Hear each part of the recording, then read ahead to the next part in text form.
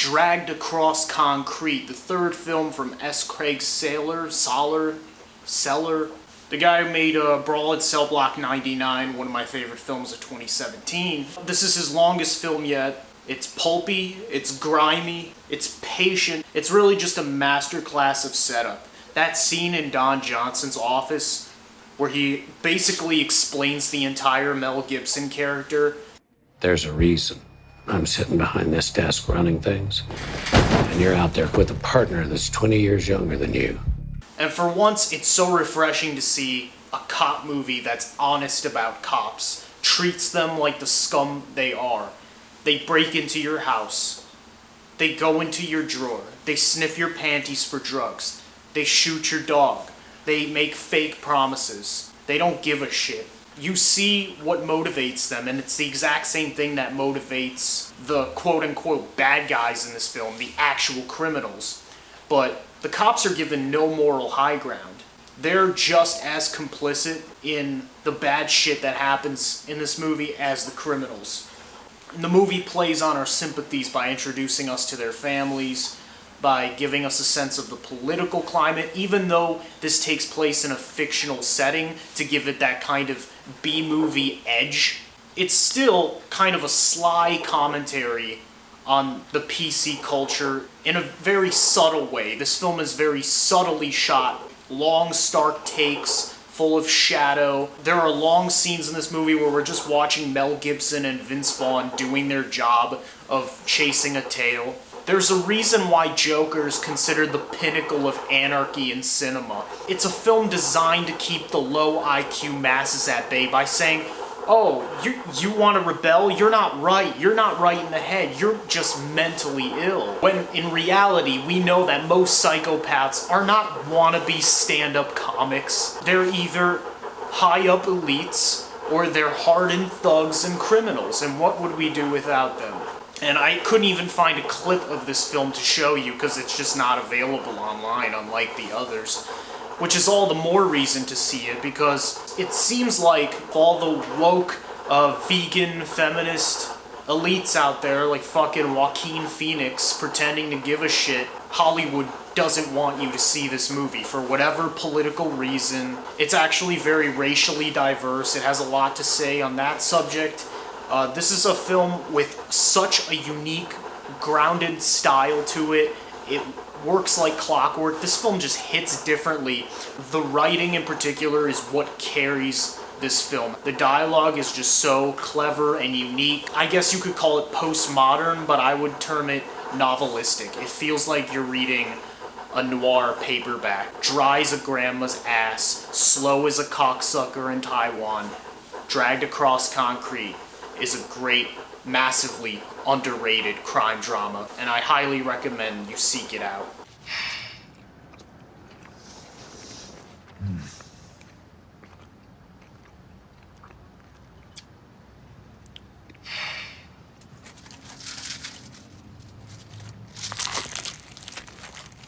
A single red ant could have eaten it faster. Hey, Anthony's got a mouth with his own engine, but he's solid. I'm thinking about the kind of future I can offer my girlfriend. Pops is a yesterday who ain't worth words. Good heavens and praise be to him. Your absence was a weight upon us. Thank you, Mr. Edmonton. I don't like doing things with so many question marks everywhere. There's a lot of imbeciles out there. We have the skills and the right to acquire proper compensation.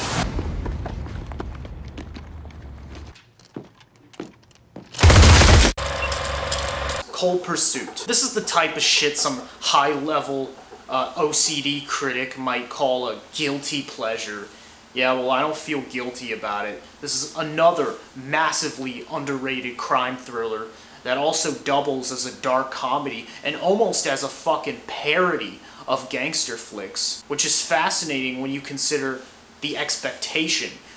You go in expecting it to be another run-of-the-mill Liam Neeson revenge thriller, and I'll admit, I'm a sucker for those. I've seen just about all of them, even the shitty ones. This is that rare thing, a dark comedy that pulls no punches, but at the same time doesn't take itself too seriously. Liam Neeson plays a taciturn snowplow driver whose son gets kidnapped, so I don't think I need to fill in the blank here. he's gonna take a weekend off. And as he works his way up the chain of command, he runs into some bad guys, and the film suddenly pivots to focus primarily on the villains. Director Hans-Peter Molland remade this film from the Norwegian film In Order of Disappearance. This is a direct translation of that film that nobody saw. But he understands what most American films fail to understand, is that the villains are usually 9 times out of 10 more fascinating than the heroes, which is why the hero should shut the fuck up. Neeson is kind of just the strong, silent center that holds this film together. I mean, he is so deadpan as the comedy is unfolding around him with the greaseball Donald Trump Jr. villain, who's really this over-the-top, evil caricature. And then you got the Native American mafia. Who would even suspect? I mean, I guess someone's got to run the casinos, right?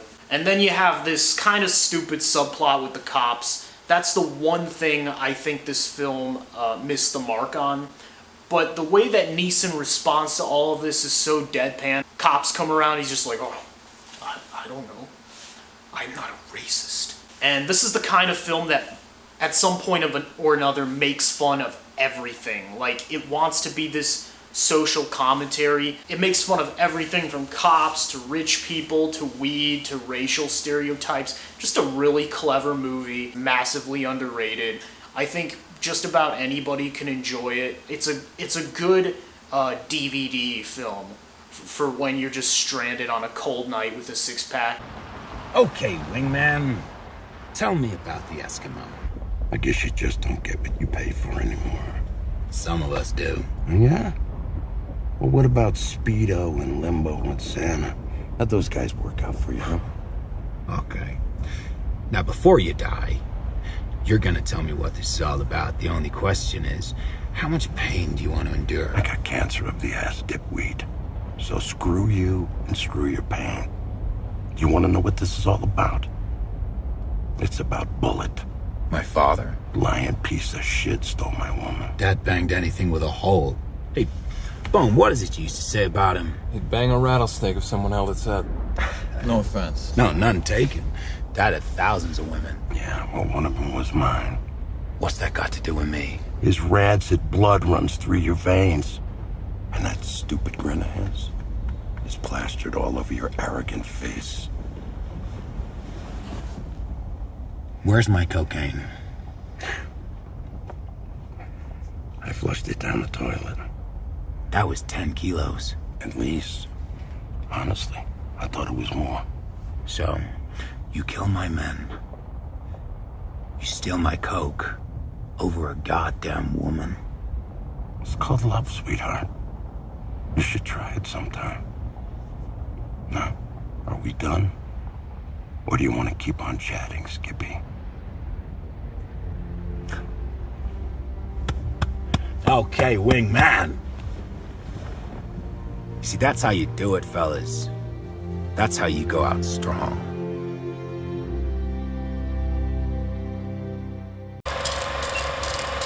Now we're gonna get a little more serious. How about a foreign language film from the Spanish maestro Pedro Almodovar? So this is the portion of the video where I'm like, if you're illiterate, if you can't read, then you're fucked. Sorry, you gotta read subtitles for this film. Pain and Glory. And I didn't expect to love this movie so much going in because it sounds like a total cliche. Washed up filmmaker, going through a creative crisis, all whiny, he's a hypochondriac, he turns to heroin, even has the decorum to smoke it instead of shoot it. Classy. My name is Classy. We've seen many great filmmakers go the route of using much more handsome actors to portray versions of themselves, the most famous example probably being Federico Fellini's 8½.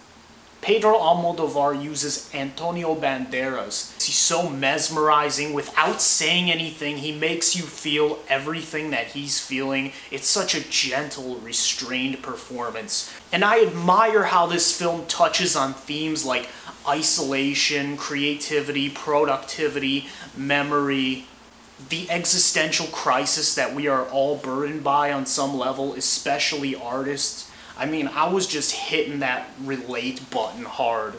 And the film could have easily been a gloom and doom, cynical message about society. I mean, this guy has it good. People care about him. People like him. He goes and visits his former lovers. And they're just like, when are you going to come out with something new? And he's like, I don't know, I'm in pain. And he's like, could this be any more my life? And this is the first movie I've ever seen that actually had me invested in a gay romance. And, you know, that's a milestone. Because in Star Wars, they'll just throw two lesbians kissing in like a fucking beanbag toss, hoping to ignite the woke. Tim Cook approves. It's like, isn't that more insulting to that demographic? And there's a whole subgenre of LGBT movies I like to call butt-fuck movies, because it's all about when they'll fuck. Call Me By Your Name, anyone? Ugh. I remember when Brokeback Mountain used to troll every conservative uncle who would not read the DVD and take it home and watch it with their kids, pop it in the DVD player thinking it was going to be a regular Western. Then suddenly, oh, yeah, open your ass, Jake Gyllenhaal. What the fuck? Where's the remote? It's in my ass.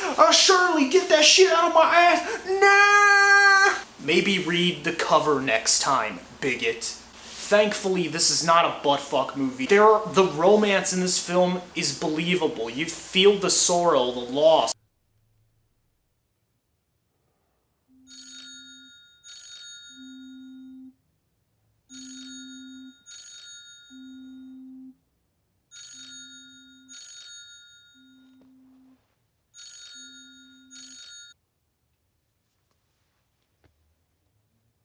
¿Salvador? Sí. ¿Eres tú? No, te habría reconocido. Soy Federico. Federico. Estoy en Madrid. ¿Y qué haces aquí? He venido a ver a unos abogados por cuestión de una herencia. Me voy mañana por la noche. Me gustaría verte. A mí también. Pero estaba ya en la cama. ¿Te importa si nos vemos mañana? ¿Te viene bien a mediodía? Por la tarde tengo la reunión con el abogado. Perfecto, sí. No te he preguntado cómo estás. Viejo. 5 años más que yo, ni uno más. ¿Y tú cómo estás? Ahora mejor.